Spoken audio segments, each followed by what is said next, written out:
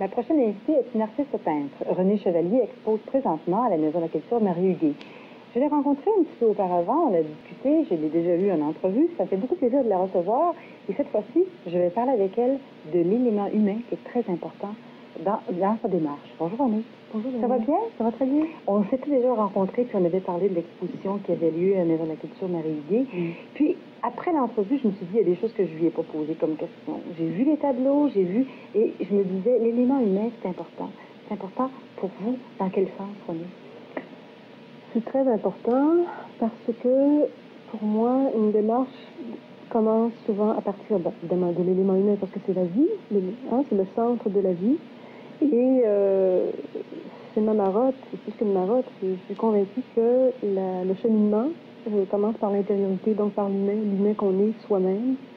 Et on doit apprendre à l'intérioriser pour l'extérioriser et pour ensuite pouvoir parler de l'extérieur. C'est justement pour ça que ma pièce Geronimo Téténis parlait des Amérindiens, encore une fois de l'élément humain culturel.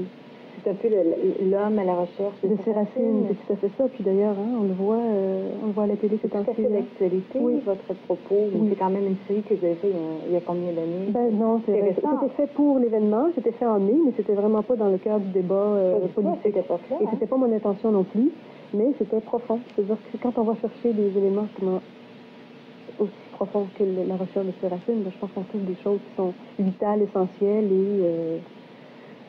Quand vous parlez des racines, et vous êtes très attirée par ce qui est amérindien? Oui, je suis attirée par ce qui est amérindien parce que moi, je me disais, je suis un peu pas déçue, il y a comme une certaine frustration à savoir que on vit dans un lieu, le Québec, on dit qu'on n'a pas assez de culture, on est isolé, on a une culture qui est jeune, c'est ce qu'on dit, par rapport à l'Europe, si on se compare, c'est toujours très mauvais de se comparer. Il en reste pas moins que notre histoire est plus jeune. Mais on a les Amérindiens, je ne pensais pas parler des Amérindiens ce matin, ils sont tout près de nous, ils sont complètement ostracisés, ils sont évincés, ils sont refoulés, et on voit bien ce qu'ils vivent actuellement, ça se démontre politiquement. Mais il en reste pas moins que ça a une résonance à l'intérieur de nous, ils sont là quand même, ils sont un peu comme notre ombre, ils sont très présents. Et on le voit, ça nous arrive en pleine gueule actuellement. Le tableau, il dit quoi? Je ne peux pas contrôler ce qu'ils veulent dire, je peux juste suggérer quelque chose. Ce qu'ils disent, il faut le demander aux gens.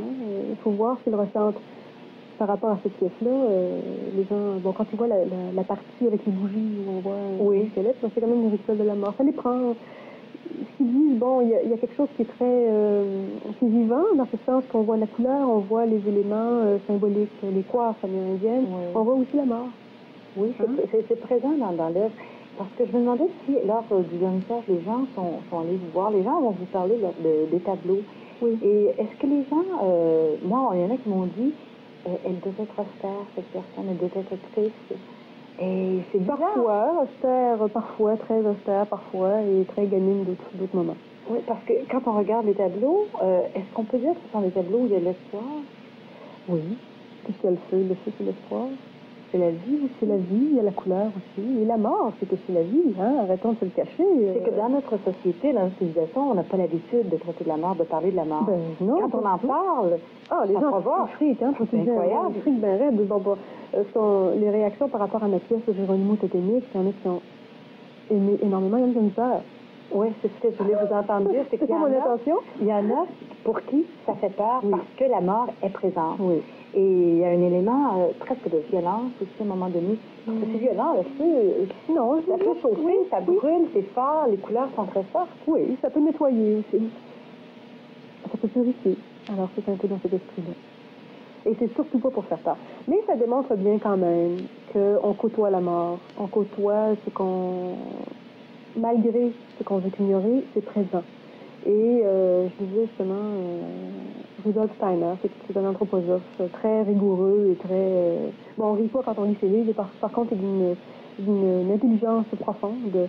Et on n'est pas préparé à la mort. On n'est pas du tout préparé. Bon Dieu qu'on a peur de ça. Puis on essaie d'oublier. En tout cas, vous, en le produisant comme ça, c'est un peu une façon de l'exorciser peut-être. D'en parler tout simplement. Il n'y avait pas d'intention d'exorciser, il n'y avait pas d'intention. Il y avait justement le désir, la volonté de le faire et de parler des racines. Votre autre série de tableaux parlait-elle également quand c'était 100 000... 1100 jours dans la vie de René ou vers un amour de soi. C'était justement, si on revient au corps humain, une série qui commençait justement je vais toujours parler du corps humain avant, mais là c'est franchement, on en parle franchement là. Hein? Alors là, on a un personnage féminin, c'était une série de 12 tableaux, grand format, 5 pieds sur 4 pieds. Ou l'inverse, 4 pieds sur 5 pieds. Oui, vous travaillez des assez grands formats. Assez grand format. Quoique là, c'est plus petit. Je suis revenue au format plus petit, plus objet. Et c'était justement vers la connaissance de soi. Donc, c'était un premier pas vers cette espèce de volonté d'intérioriser et de dire vers la connaissance de soi. Parce que se connaît-on jamais, où on est toujours en recherche, on se transforme. Je pense que la vie, c'est pour s'épurer, pour se dégager, mais bon, on dit qu'il y en a été.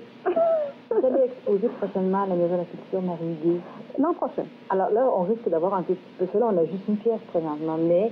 On a une pièce, il faut dire qu'on a quand même une composition au mur. C'est-à-dire que c'est 5 éléments muraux. Hein? C'est ça. Ça fait que ça couvre un mur complet. Un mur. Mais l'an prochain, on risque de retrouver quoi? Est-ce que le même thème, l'humanité, l'humain, l'homme va être encore présent là? Oui, il sera présent symboliquement, implicitement ou sans figurer. C'est à voir. J'aimerais peut-être poursuivre la série sur la mort. C'est sûr que c'est pas Jojo, là. J'ai pas envie non plus d'être pessimiste. J'aimerais que ce soit quand même lumineux. C'est encore à l'état de projet. J'ai 2 projets actuellement. Je suis toujours en projet de toute façon. Et ça cogite. Et je pensais aussi à concevoir une espèce de lieu fermé. Enfin, je ne veux pas trop en parler parce que ça peut tellement se transformer d'ici à ce que ça se fasse. Mais sauf que quand j'ai un projet, en général, je le réalise. Il ne reste plus qu'à attendre 91 pour voir vos œuvres, René Chevalier. Merci beaucoup. Ne quittez pas, je reviens tout de suite après la pause.